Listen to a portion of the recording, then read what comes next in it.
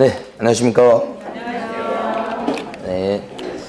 밖에 시계하고 안에가 좀 시계가 틀리네요. 밖에 게 조금 느리네. 네. 자, 두 번째 시간입니다. 며칠 전에 제가 그 커피 그 테이크아웃 하는 데 가가지고 커피를 주문했어요. 거의 1,000원밖에 안 해요. 그래가지고 1,000원이에요. 여기 2잔을 시켰어요. 가져가겠다고. 좀 이따가 나왔는데 보니까 냉커피가 2개가 나온 거예요. 저는 여름에도 뜨거운 걸 마시거든요. 그래가지고 제가 아니 요새 겨울에도 냉커피 마시는 사람이 있어요? 그렇게 물어봤어. 더 많대. 깜짝 놀랄 일이에요. 겨울에도 냉커피를 마시더라고. 뜨거운 걸 안 드시고. 그 사람이 더 많대. 진짜인지 가짜인지 아니라. 그런데 다음날 아침 저희 집사람이 아침마다 커피를 마시거든요. 근데 애들 데리고 나가면서 커피를 놓고 왔다고 저보고 갖다 달래. 주방 어디에 있대. 가져가려고 딱 봤는데 냉커피야. 멀리서 찾을 필요가 없었어. 아이고. 이렇게 말씀드리니까 어떤 분이 속에서 천불이 나서 그런다고.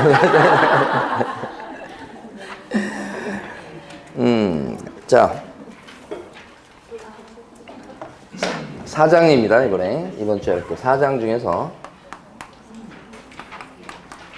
4장이 등록 제도 얘기예요. 여기는 이제 처음에 등록 기준 얘기가 나오고요.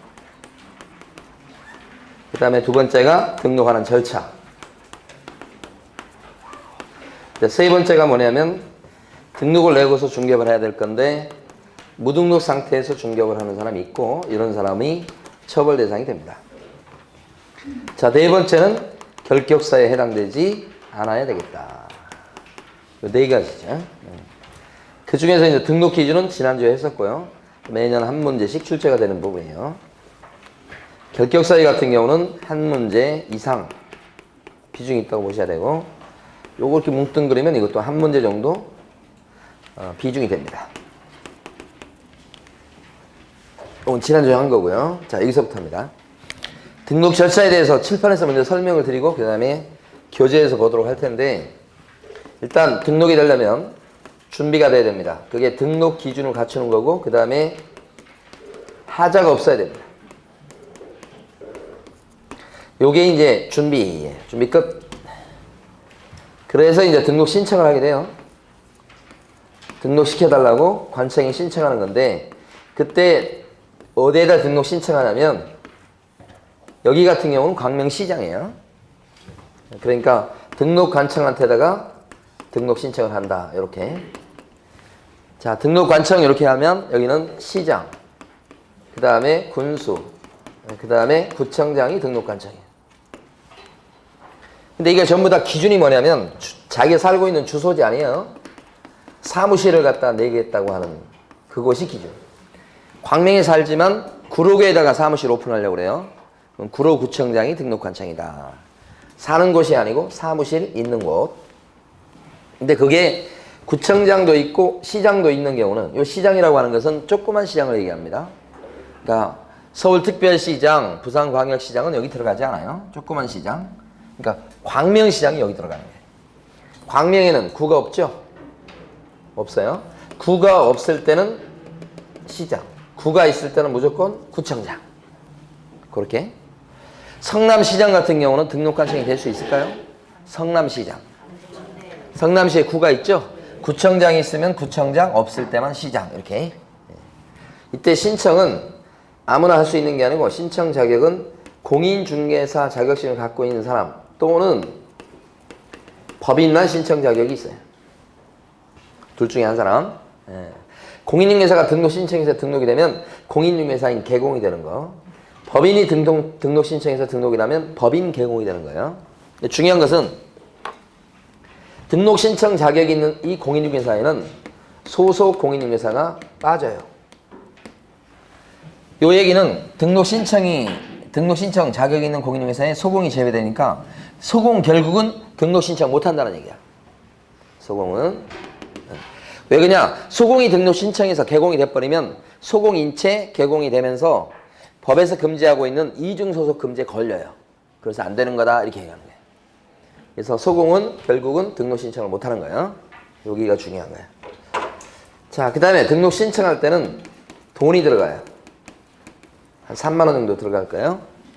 이 수수료인데 이것은 지방자치단체 조례로 정하도록 돼 있으니까 광명시에 가서 등록하려고 한다 그러면 광명시에서 정한 수수료 요금을 납부해야 되겠다 이거고, 요때 등록 신청할 때 제출하는 구비서류가 있는데 이 구비서류는 이것을 입증하는 서류예요. 등록 기준 그러면 여러분들이 아시는 것처럼 지난주에 했었죠. 자, 실, 사 이렇게. 그러니까 이걸 입증하는 거니까 여기까지. 그래서 결국은 구비서류는 막 이런 것들이 돼야 돼요. 그런데 자, 중요한 거, 한국 사람이 등록 신청한다 그러면 자격증이 있다고 하는 걸 입증할 필요가 없게 돼요. 왜냐면 여기 등록관청은 신청을 받으면 신청자가 증이 있는 사람인지 없는 사람인지 시도지사한테 확인해요. 자기가 알아봅니다. 입증할 필요가 없어요. 그렇지만 이제 실무교육 받은 것은 입증해야 됩니다. 사무실 얻어놓은 것도 임대차 계약서 사본 같은 거 내서 입증해야 되고, 근데 마지막에 있는 나 결격자 아닙니다. 이것은 입증할 필요가 없어요. 왜냐하면 여기 있는 등록관청이 신원조회를 해서 전과 기록 같은 걸 알아봅니다. 그러니까 스스로 결격자 아니라고 하는 사실을 입증할 필요가 없어요. 결국은 구비서류 그러면 실사 두 개밖에 안 돼요. 등록 기준하고 차이가 나는 거예요. 근데 등록 신청하는 사람이 외국 사람입니다 이렇게 되면 구비서류가 조금 달라요. 기본 틀은 외국 사람일지라도 자격증 있고 실무교육 받고 사무실 얻어놔야 되고 결격자 아니어야 되고, 이거 기본 틀은 원래 똑같은데 입증이 틀리다는 얘기예요. 외국 사람도 우리나라 증이 있어야지만 공인중개사가 되고 등록 신청 자격이 주어지는 거야. 외국 사람도 우리나라 자격증을 갖고 있다면 공인중개사인 거야. 그러니까 자격증이 있는지 없는지는 알아볼 수 있어요.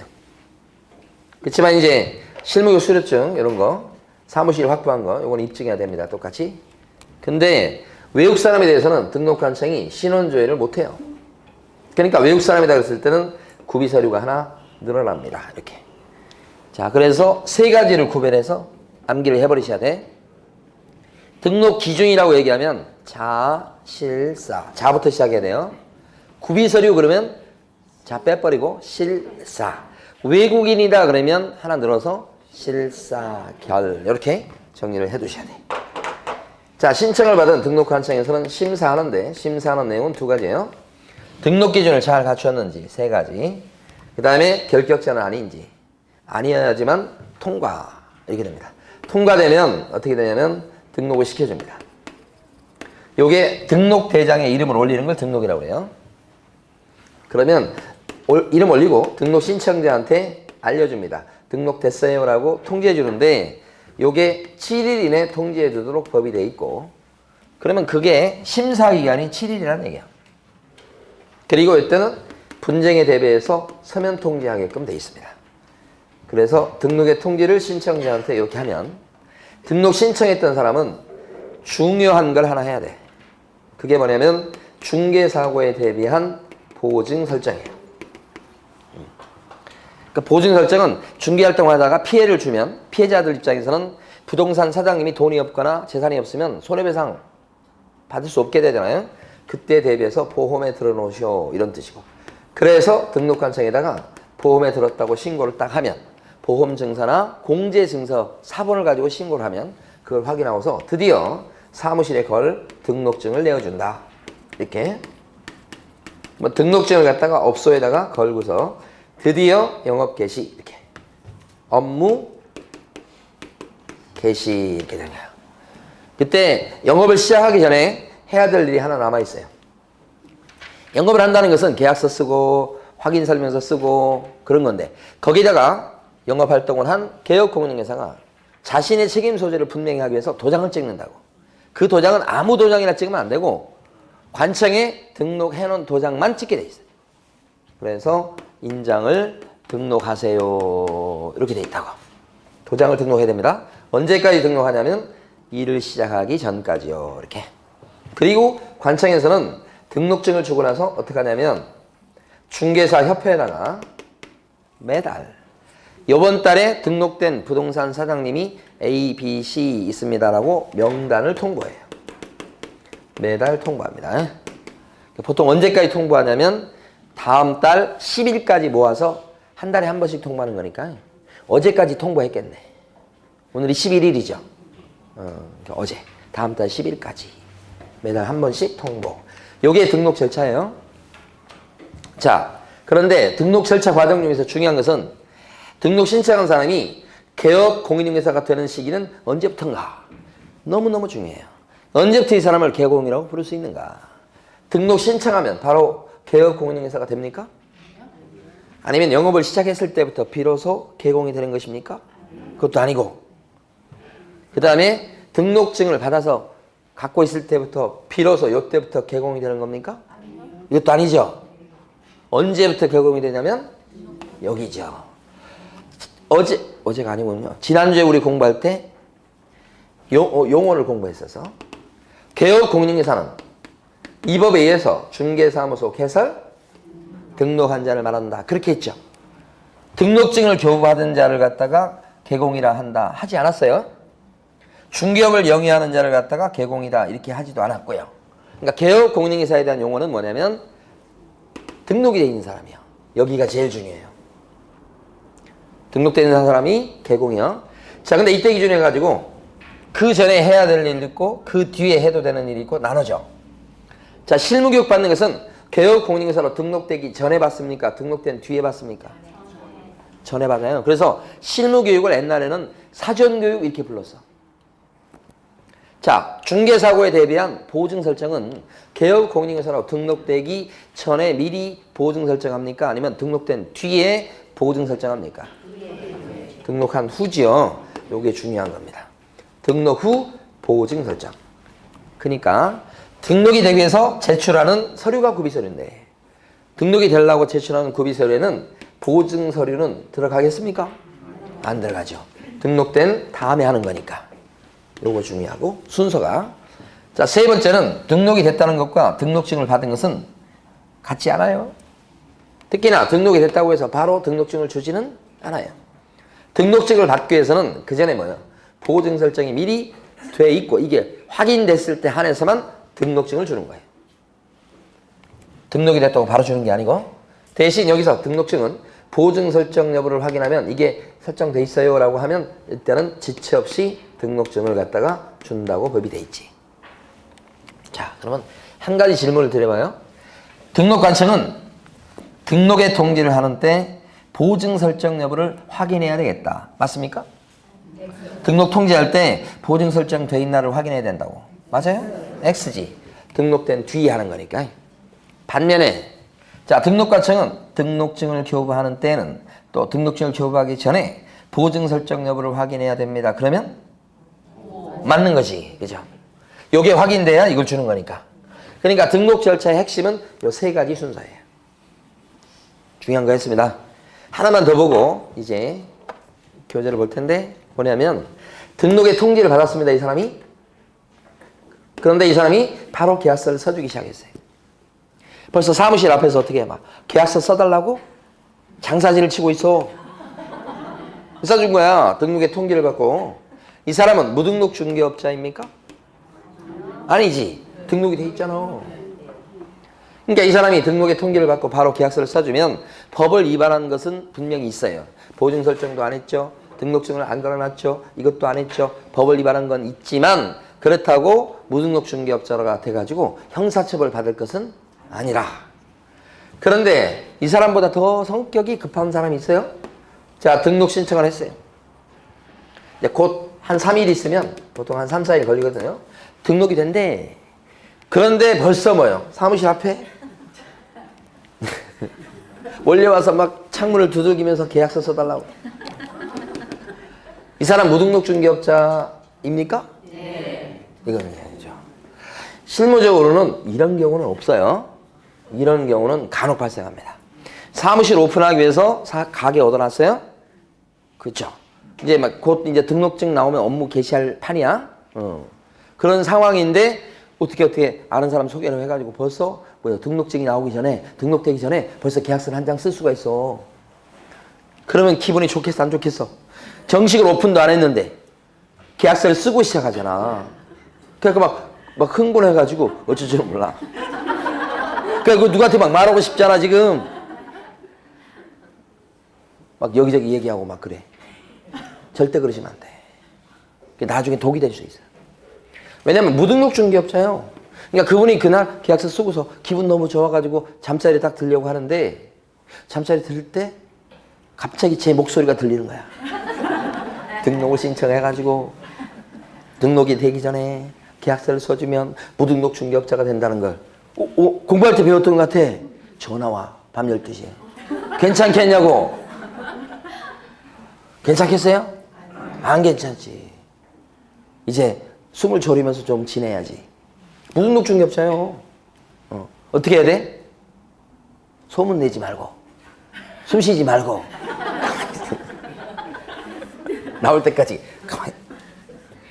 그러니까 혹시 정식으로 오픈하기 전에 계약서 쓸 일이 있으면 다 이런 거 다 내리고 저런 거 못 보게. 그리고 자기 자랑하고 싶었던 이유를 꼭. 실제 이제 그런 분들이 몇 분 전화하셔가지고 걱정하시더라고. 실제 거의 문제 안 돼요. 네, 근데 조심을 하셔야 돼. 자, 교재에서는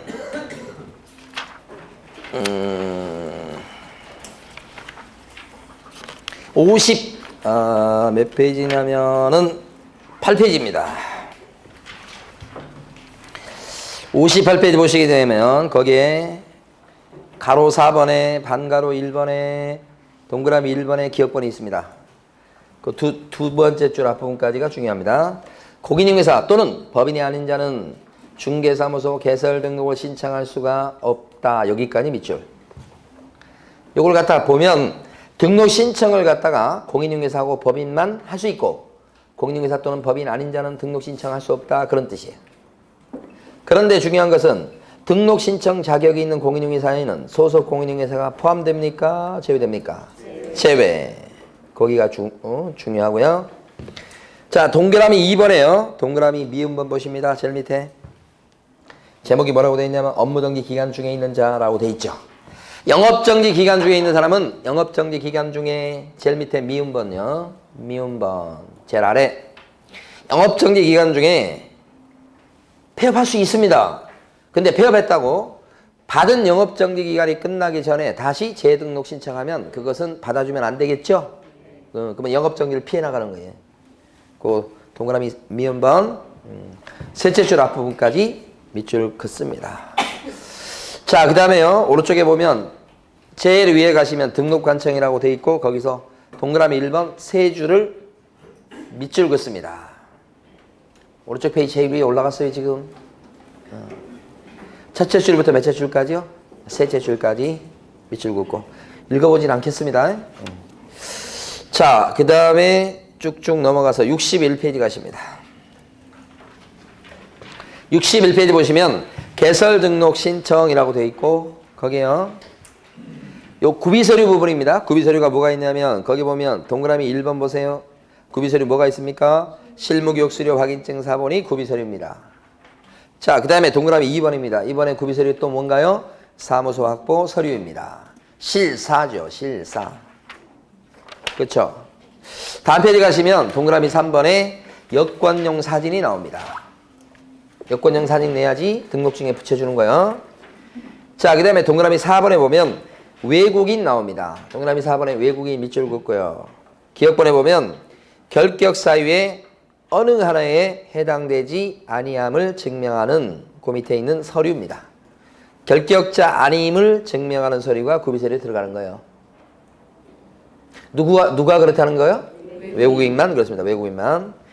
자, 밑에요. 반가로 2번에 가면 수수료 납부 이렇게 돼 있고 자, 수수료는요.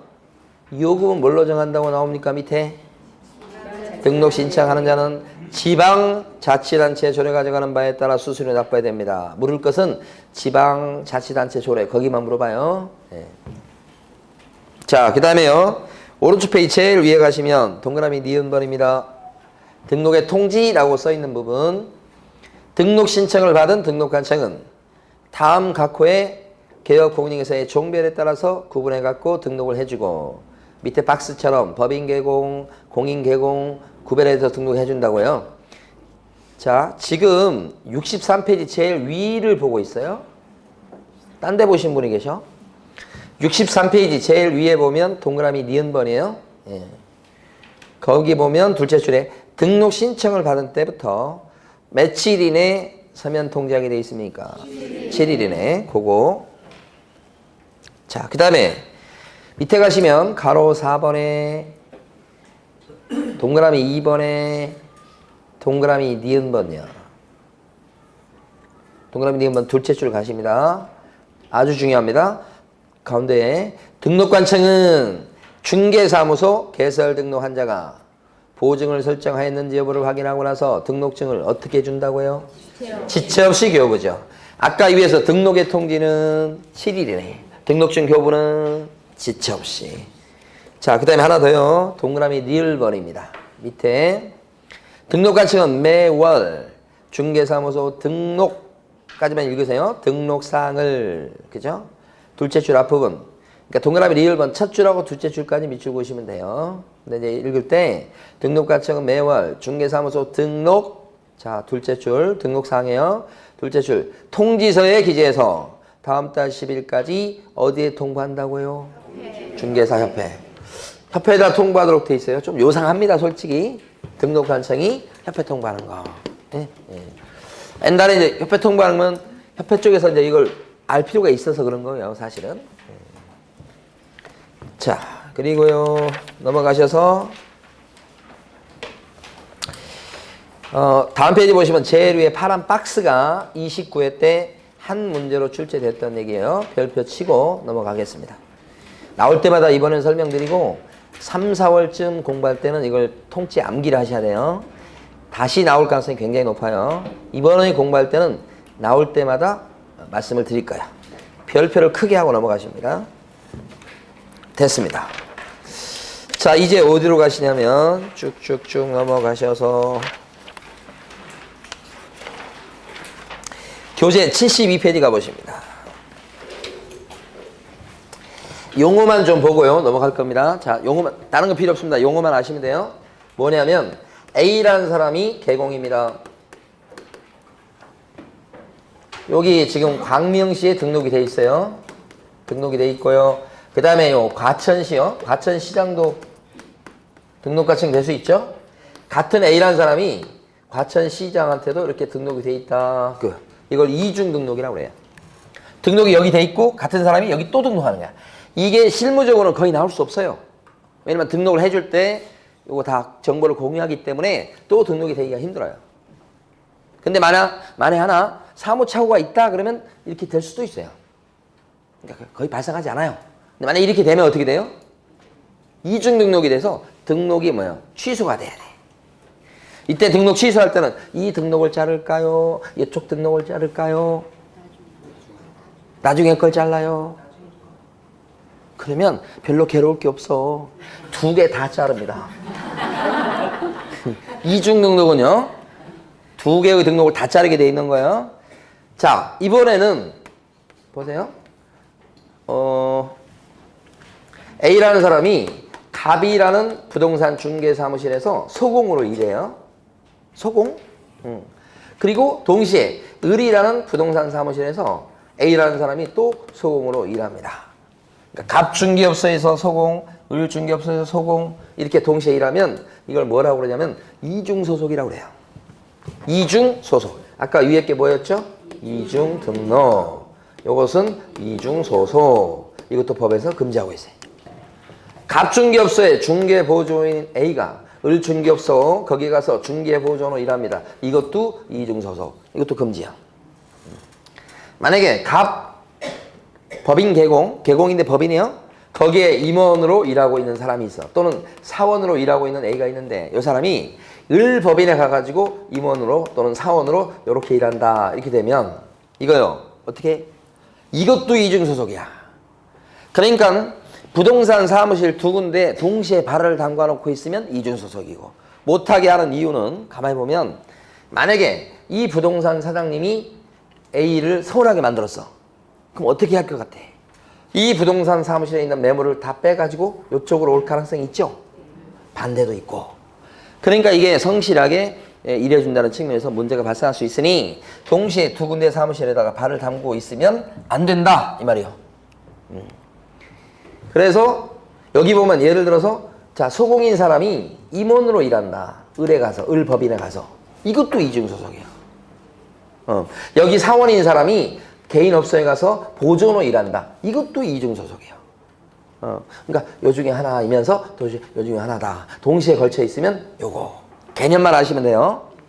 그럼 요거 이제 세 번째 것 때문에 본 거예요. 세 번째 것 때문에. 이중소속은 시험에서 꽤 나옵니다. 이건. 자, 세 번째 건 뭐냐? 여기 지금 A라는 사람이 계곡이에요. 근데 이분이 B라는 다른 부동산 사장님이 있는데, 그죠? 그 사무실에 오후 3시까지는 자기 사무실에 있다가 3시만 넘어가면 이쪽으로 가. 그래서 A가 이 사무실에서 소공으로 일해. 낮에는 자기 사무실을 지키는 사장님이고 밤에는 가가지고 소공으로 일한다고 밤낮으로 일한다고 A가. 자, 이랬을 때 이거는요. 이중소속에 걸릴까요? 안 걸릴까요? 걸리지. 그치? 이건 더 문제가 있지. 이건 뭐요? 얘기 안 해도 반드시 물건 빼와. 100%. 볼 것도 없어. 그러니까 이것도 어디에 들어가요?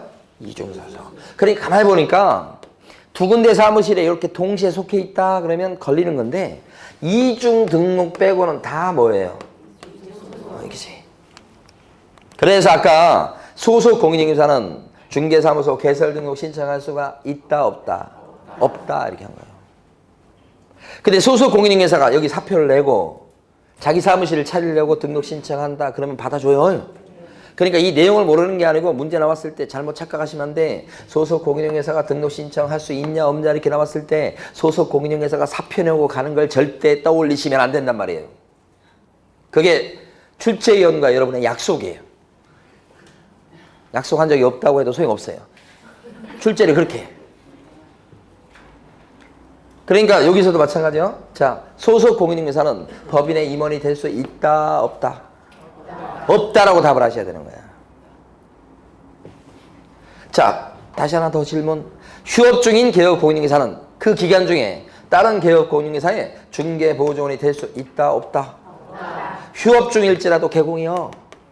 휴업 중이니까 자기 사무실 일 안 하겠지. 그래도 개공이니까 동시에 보조원이 되면 이중소속에 걸리는 거다 이 말이에요. 그래서 이중소속 금지와 관련된 내용이 문제에 꽤 나와. 한 문제로 나오는 게 아니라 지문에 나온다고요. 교재에서 72페이지 보시게 되면 네모 3번 밑에 가로 1번에 반가로 1번 보면 이중 등록 금지라고 되어 있죠? 그죠? 제목만 보시면 돼. 그 다음에 반가로 2번을 별표하시고 동그라미 1번에 첫째 줄부터 셋째 줄까지 밑줄 그어 놓으시기 바랍니다. 중요합니다. 반가로 2번에 동그라미 1번에 첫 줄부터 셋째 줄 앞부분까지 밑줄. 됐습니다. 이제 74페이지를 펴십니다.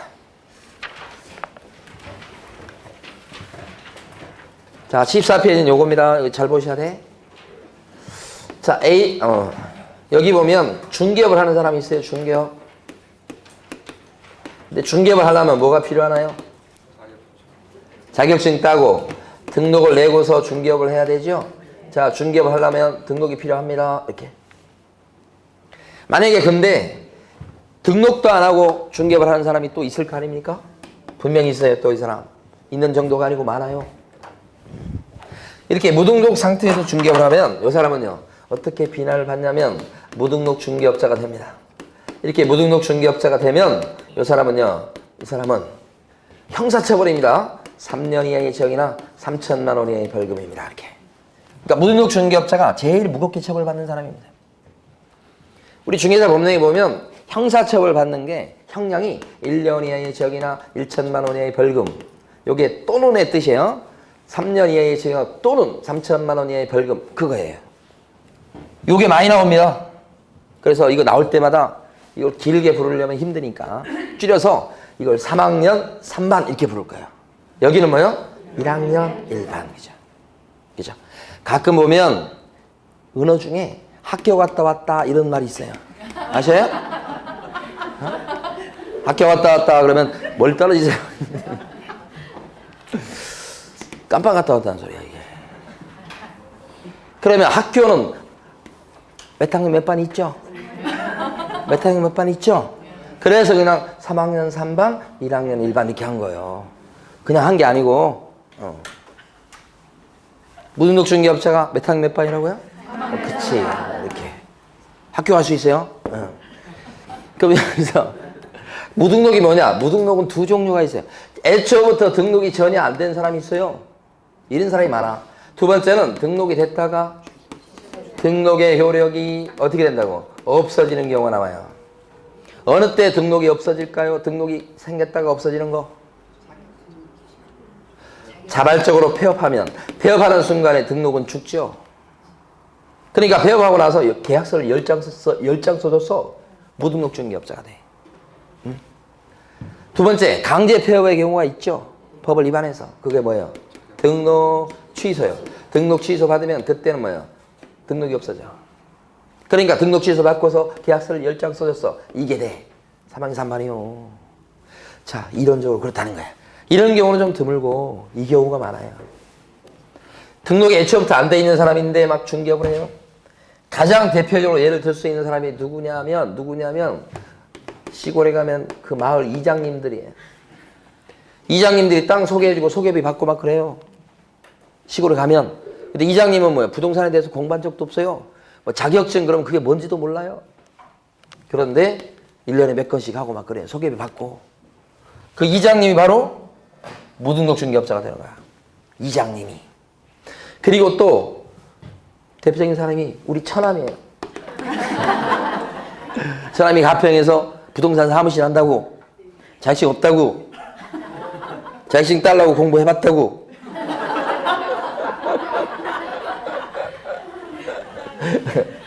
지금도 하고 있어. 근데 정말 세상이 재미나는 게 저희 동서가 하나 있어요. 그 동서가 저보다 나이가 한 살 밑이야. 그래서 제가 형님으로 모시고 있어. 근데 형사예요, 형사. 형사인데 이 명절 때 딱 모이잖아. 처남, 형사, 동서. 범죄자를 멀리서 잡을 필요가 없어. 그 앞에 있는 사람이야. 제가 가르쳐주고 싶지만. 자, 그렇게 돼요. 자, 그러면 여기서, 자, 이제 이건 시험에 안 나오는 거고. 요게 시험에 나와. 자, 중개업이 되려면 몇 가지 요건을 갖춰야 됩니까? 4가지. 지난주에 했었죠? 보수 챙겨야 되죠? 그 다음에 중개하는 것을, 그 다음에 영업으로 해야 됩니다. 이거잖아요. 자, 그러면 이제 지금부터 보면, 이 사람이 무등록이에요. 근데 의뢰를 받아서 그 다음에 중개를 10건이나 했어요. 그리고 10명 손님들이 전부 다 보수를 갖다가 달라고 요구했더니만 다 주겠다고 약속을 다 한 사람들이에요. 그런데 이 사람들이 나중에 계약서 쓰고 나서는 한 명도 계약서를 보수를 안 주는 거야. 다 약속을 한 사람들인데. 그러면요, 판례가 어떻게 봐요? 요구 약속했는데 한 명도 현실적으로 복비를 안 줬다 그러면 보수를 받지 않은 걸로 치니까 무등록 상태일지라도 중개업이 안 돼서 무등록 중개업자로 처벌할 수가 없다는 판례를 지난주에 공부했죠? 굉장히 중요한 판례라고, 이게. 그런데 재수없게 10명 중에서 딱 한 명이, 마음씨가 너무 착한 한 명이 복비를 주는 거야. 그럼 받은 거예요. 9명 안 줬어. 한 명이 줬어. 그래도 받은 거야. 그래버리면 중개업이 돼요. 그럼 그 사람 어떻게 해요? 무등록 중개업자로 처벌 받습니다. 차라리 처벌 받을 것 같으면 나머지 9명도 다 주든지. 뭐 이런 거. 처벌됩니다. 이러면 이렇게 무등록 중개업자로 처벌되는 경우에 그 사람이 써준 무등록 중개업자가 써준 매매나 임대차 계약은 무효가 됩니까? 그대로 유효입니다. 이렇게 됐을 때 무등록 중개업 한 사람은 요 손님들 보고 약속했는데 안 준 사람들이 있잖아요. 그죠? 근데 한 명만 주고 나머지 9명 안 줬잖아. 그래도 한 명 줬기 때문에 무등록 중개업자가 됐죠. 나머지 9명 안 준 사람들한테 복비 약속대로 내놔라 해서 재판 걸면 이길 수 있을까요? 못 이겨요. 보수 안 주면 주면 받아 챙길 수는 있지. 안 줘. 그걸 강제적으로 재판 걸어서 받아낼 수는 없다는 거예요. 법에서 무등록 중개업을 금지시켜 놓고 나중에 실제는 무등록 중개 활동을 하니까 복비는 주라고 판결 내리면 앞뒤가 안 맞잖아. 그래서 인정되지 않아요. 그죠? 요걸 잠깐 정리하고 다음으로 넘어가요. 교재 보면 우리 교재는 74페이지요. 중간 이하에 보시면 반가로 2번에 무등록 중개 행위자의 중개에 따른 거래 계약의 효과라고 되어 있어요. 그래서 동그라미 1번, 2번, 3번을 이렇게 밑줄 긋고 읽으셔야 돼.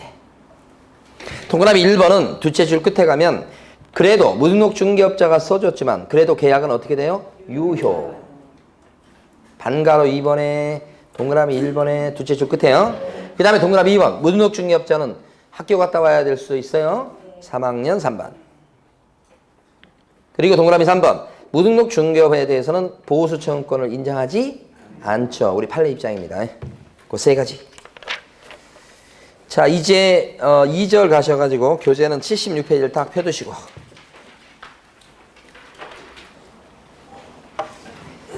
자, 요 등록 절차고 여기까지 한 문제 정도 비중 보시면 됩니다. 여기 전부 다. 예. 자, 이번에 요 결격사유 들어갑니다. 결격사유는 중개업 시장에서 일하기에는 하자가 있다 이렇게 보는 사람이고 법조문에 따르면 총 12명이에요. 12부류. 그 중에서 이제 비슷한 것끼리 묶어가지고 5덩어리로 설명을 드릴 거예요. 자, 제일 첫 번째 덩어리가 뭐냐. 그 전에 결격자다 그러면 이 사람이 중개업 시장에서 일하면 손님들이 피해볼 수 있으니 배제시키는 거야. 그 취지를 먼저 아셔야 돼. 그러니까 결격자가 만약에 오픈하겠다고 등록 신청하잖아요. 등록 안 시켜줘. 그죠? 결격자가 만약에 취직하겠다고 하잖아요. 그러면 취직이 안 돼. 이 사장님은 결격자인 사람을 뽑았으면 안 된다고. 그래서 중개업 시장에서 일을 못하게 만드는 거. 이게 결격사유예요. 그래서 손님들 보호가 목적이에요. 자, 12명 중에서 첫 번째 부류가 제한 능력자예요. 이 제한 능력자 그러면 민법 시간에 배우는 개념이죠. 능력이 좀 제한되어 있다 이런 뜻이고.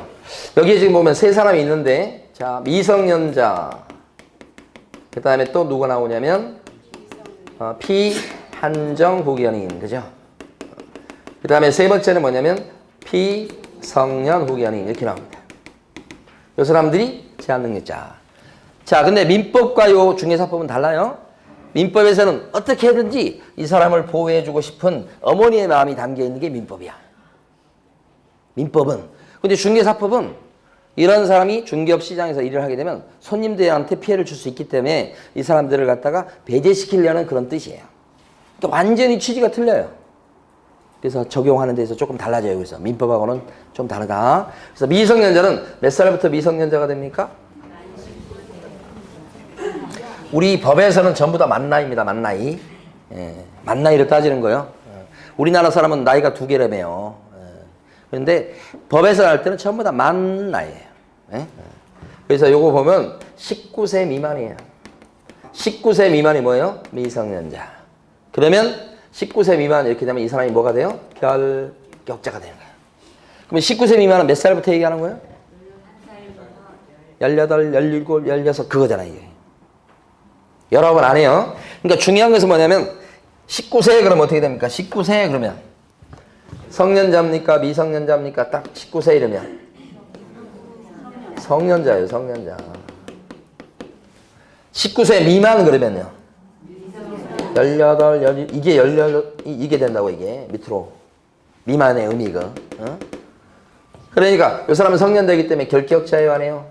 아니고 19세 미만 그러면 결격자고 19세 그러면 결격자 아니고 어려운 거예요. 생각보다.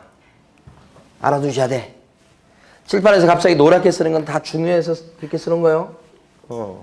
두 번째, 미성년자 같은 경우에 민법에서 공부할 때 보면 이런 거 나와요. 미성년자인데 부모가 동의를 해주면 그때부터는 미성년자도 독자적으로 계약을 체결할 수 있다고 막 합니다. 민법에서는. 그런데 우리 중개사법은 미성년자가 부모의 동의를 받았다고 해도 형편이 달라질 게 없어. 여전히 판단 능력이 낮아. 그래서 동의를 얻어도 여전히 뭐라고요? 결격자 이렇게. 자, 민법에서는 미성년자지만 결혼하면 그때부터는 독자적으로 전세계약 같은 걸 체결할 수 있게끔 성년으로 취급합니다. 민법에서는요. 결혼하면. 그렇지만 중개사법에서는 결혼했다고 해서 판단 능력이 달라질 거라고 보진 않아요. 결혼해도 여전히 뭐요? 19세 미만은 결격자죠. 그러니까 미성년자 중에서 결격자 아닌 사람이 나올 수 있나요? 결코 나올 수 없죠. 예? 동의 얻어도 결격자, 결혼해도 결격자, 무조건 결격자. 자, 맞는지 보십니다. 미성년자는 어떠한 경우에도 중개보조원이 될 수 없다. 그치, 오라고 해야 돼. 미성년자는 어떤 경우에도 소속 공인중개사가 될 수 없다. 오라, 오. 미성년자는 어떤 경우에도 공인중개사가 될 수 없다. 드디어 걸렸어. 공인중개사는 시험을 봐서 자격증 딴 사람만 얘기하는 거예요. 그러니까 미성년자도 시험을 볼 수가 있다. 그게 아니라 1월 달에 걸리는 것은 그러고 넘어가. 3월 달에 또 할 텐데 또 걸리면 안 돼. 자, 중요한 거 했고요. 그 다음에 피한정 후견인과 피성년 후견이 나옵니다. 여기서 피후견인 그러면 후견을 당하는 사람이요. 피상속인 그러면 상속을 당하는 사람이라고. 아빠라고, 아빠. 여기는 피후견인, 피후견. 후견을 당하는 사람. 반대말은 후견인. 그잖아요. 그러니까 피후견인이니까 돌봄을 당하는 사람이니까 이 사람은요, 결격자가 되는 거예요. 그런데 두 사람은 정도 차이예요. 위에 나와 있는 피한정 후견인은 제정신일 때가 있고 아닐 때가 있고 오락가락 하는 걸 얘기하는 거예요. 근데 밑에 사람은요, 무조건 X예요. 판단 능력 자체가 제로인 거예요, 제로. 가장 대표로 예를 들 수 있는 사람이 치매 노인분이에요. 그게 밑이에요. 근데 어떤 분들은 여기 오락가락 하는 경우도 있어요. 대표적으로 예를 들 수 있는 게 저희 집사람이에요. 저희 집사람이 보통 때는 정상인이에요. 그래가지고 콩나물 가격도 깎고 아끼고 막 그래요. 그런데 화장품을 사거나 옷을 사거나 그랬을 때는 제가 상상할 수 없는 그래가지고 제가 뭐 새로 산 거 있으면 가격을 물어보거든요. 제일 처음에는 대답을 해주다가 요새는 대답을 안 해요. 아니면 가격을 낮춰서 얘기하든지. 제가 막 놀라 자빠지니까. 그러니까 왔다 갔다 해요. 만약 이런 배우자 때문에 살기 힘드신 분은 물론 이혼을 결심할 수도 있어. 근데 이혼을 결심하기 전에 할 수 있는 방법이 뭐냐면 법원에 끌고 가는 거예요. 끌고 가서 판사한테 보여보는 거예요. 이렇다고 지금. 그럼 판사가 의사한테 또 보여봐. 그 의사가 딱 보고서 그렇게 하고 인정이 되면 그때 이 사람이 되는 거야. 그러니까 일단 요 큰 그림이 일단 사유에 들어가야 돼. 응? 뭐 질병이 있어요, 나이가 많아요, 이런 사유들이 있잖아요. 사유에 들어가가지고 그 다음에 두 번째 이 사람을 끌고 가서 판사한테 보여보면 판사가 돌봐줘야 되겠는걸? 라고 결정해. 그게 뭐예요? 후견 개시예요. 교재 잘 안 나오는데 후견 개시 결정이에요. 이 말을 안 쓰는지 모르겠어. 개시 심판이라고 하는데 심판은 그 과정을 얘기하는 거고요. 똑 부러진 건 결정이에요. 후견 개시 결정이 나면 그때부터 어떤 사람이 돼요? 피한정 후견인이 되는 거예요. 이거 판사가 결정해 주는 거예요. 이거 돌봐주기로 결정하는 거. 그때 돌봐주는 사람이 누가 되겠어요? 저예요, 저. 제가 1순위 후견인이 된 거예요.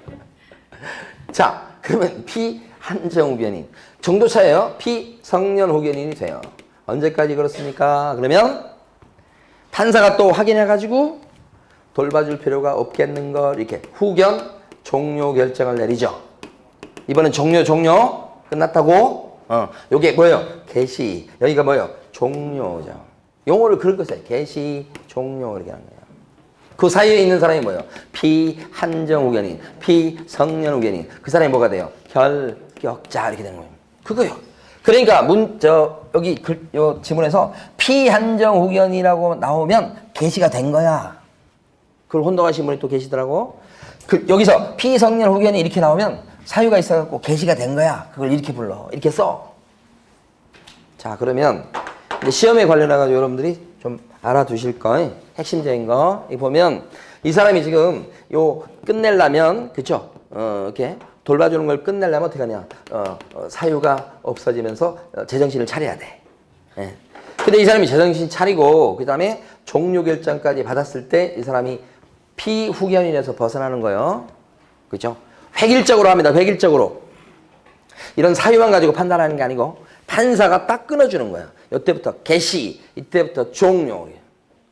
이렇게 개시, 종료. 판사가 개입하지 않으면 이상한 결과가 발생합니다. 이 사람이 상태가 그런 상태인지 그것만 갖고 판단하면 판단하는 사람마다 다 틀려. 이거 돌봐줄 필요가 있을 것 같은데 판단하는 사람이 있는 반면에 어떤 사람은 아니 그럴 필요까지는 없어. 이렇게 판단하는 사람이 나오면 어떻게 결정합니까? 결정을 못해요. 그래서 누가 그걸 확실하게 결정해줘요? 판사가요. 판사가 많이 개입합니다. 오늘 내용들은. 예? 이게 결격자인 거예요. 그런데 한 사람 봐봐요. 피특정 후견이라고 있어요. 29회 시험 때 나오는 사람이야. 근데 피특정 후견인은 민법 시간 이거 공부하셨어요? 안 들어보셨죠? 피특정 후견인은 피후견이 이렇게 돼 있는데 이 사람은요 제한능력자에 들어가지 않아요. 제한능력자가 아니라고 이 사람은. 무슨 얘기냐면 이 사람도 돌봐주는 사람이 있긴 있어. 그런데 이 피후견인은 자기도 할 수 있어. 돌봐주는 사람도 있고. 여기는 어떻게 되는 거야? 여기는 돌봐주는 사람이 해야 돼. 동의를 해주든 대신하든 간에. 근데 여기는 뭐예요? 돌봐주는 사람도 할 수 있고 돌봄을 당하는 이 사람도 자기가 직접 할 수 있으니 이 사람은 능력을 제한받지 않아요. 그러니까 이 사람은 결격자예요? 아니에요? 아니에요. 글자는 비슷한데 아니라고요. 피특정은 아니라고. 그거. 자, 하나만 더 해봐요. 이번에는 여기까지 보고 쉬도록 합니다. 파산자예요. 파산자는 빚이 많은 사람이에요. 그럼 빚이 많다. 도저히 못 갚겠다. 그러면 법원에다가 파산 신청을 넣어야 돼. 판사가 또 나타납니다. 이 사람이 지금 갚을 능력이 되나 안 되나를 따져봐요. 판사가 나타나서. 그래서 판사가 보니까 이 사람 뭐예요? 갚을 자력도 없고 재산 빼돌린 것도 없고 그래요. 그러면 파산 선고를 때려줘요. 선고. 파산 선고가 있으면 그때부터 그 사람은 이거 판사가 때립니다. 그때부터 그 사람은 어떻게 돼요? 파산자. 파산자가 되면 장점이 하나. 이제 빚 안 갚아도 돼요. 그러니까 빚 못 갚겠다고 손들어 버리는 것이 바로 파산이에요. 파산. 뭐 신청을 넣어서 선고받는 거예요. 근데 장점은 빚 안 갚아도 되니까요. 살 것 같아요. 근데 살 것 같은데 그것도 뭐 잠시만 그래요. 잠시. 그리고 나면 이제 뭐예요? 이게 이제 힘든 거예요. 못하는 게 그렇게 많아요. 가질 수 없는 직업들이 대부분이에요. 파산 선고받은 사람은 빚을 안 갚아도 되지만 중개업시장에서 일 못해요. 보존될 수 없어요. 자격증이 있어도 사무실 오픈할 수 없어요. 그게 다 불이익이에요. 뭐 교사도 될 수 없어요. 가질 수 없는 직업이 너무 많아요. 재기하기가 쉽지 않은 거예요. 완전히. 이게 파산이에요. 파산. 그래서 잠시 좋고 굉장히 불이익을 많이 받아요. 이런 사람들이 언제 파산자에서 벗어나냐면요. 자, 빚을 갚고 복권이 되면, 복권이 뭐죠? 권리를 회복시키는. 이게 잃었던 권리 마이너스예요. 잃은 권리예요. 이걸 어떻게 된다고요? 회복시킨다는 뜻입니다. 누가 이거 해줘요? 복권 결정? 판사가 합니다. 판사가. 그럼 파산자는 언제부터 언제까지를 파산자라고 불러요? 선고받은 때부터 복권 될 때까지. 선고받은 때부터 복권 될 때까지. 그 사이에 있는 사람, 이 사람이 뭐예요? 파산자. 그 사람이 어떻게 돼요? 결격자. 이렇게 되는 거지. 자, 그러면 진짜 하나만 보면 돼요. 이 사람이 빚을 갖고 복권 시켜달라고 법원에다가 복권 신청하고 있는 중이에요. 그럼 이 사람은요, 결격자입니까? 아닙니까? 결격자. 여전히 결격자입니다. 아직 복권 안 돼서 그런 거예요.